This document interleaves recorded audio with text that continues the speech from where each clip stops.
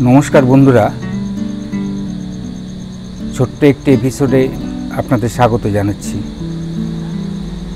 বন্ধুরা, আমার ইচ্ছা ছিল আমার ছাদ বাগানে রাত্রিবেলায় গাছের একটা ভিডিও করে আপনাদের দেখাবো।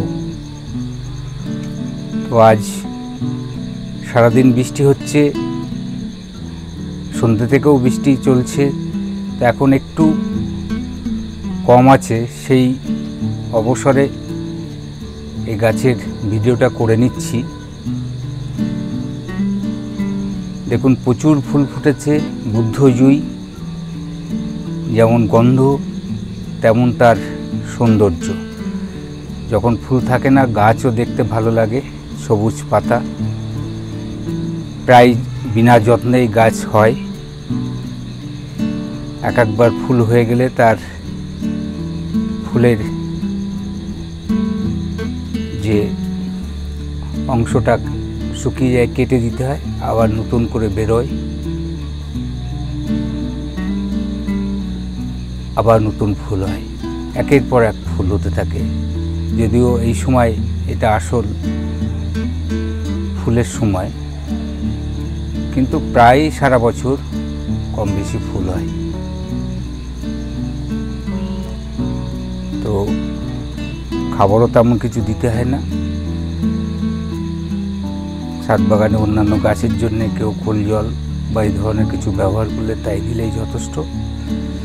তবে একটু বড় পাত্রে দিলে ভালো হয়, গাছটা বেশি হতে পারে, ফুলের সংখ্যাটাও বেশি হতে পারে। আর এইভাবে যদি তাকে গাছগুলোকে একটু ডালগুলোকে একটু এক জায়গায় করে দিতে হলে একটা সাপোর্ট দরকার, তাহলে দেখতে আরো সুন্দর হয়।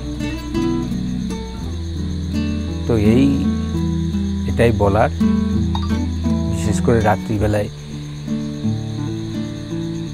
আমার ছাদ বাগানের একটি ভিডিও করার ইচ্ছে ছিল, সেটাই করলাম। কেমন লাগলো অবশ্যই বলবেন। তবে এই সাথে আমি আর একটা বিষয় আমি দেখাবো আপনাদের, যে 1-2 সপ্তাহ আগে আমি একটি ভিডিও দিয়েছিলাম। আমার একটা পূর্ণবয়স্ক জাম গাছ স্থায়ী বেড থেকে তুলে নিয়ে ড্রামে বসিয়েছি।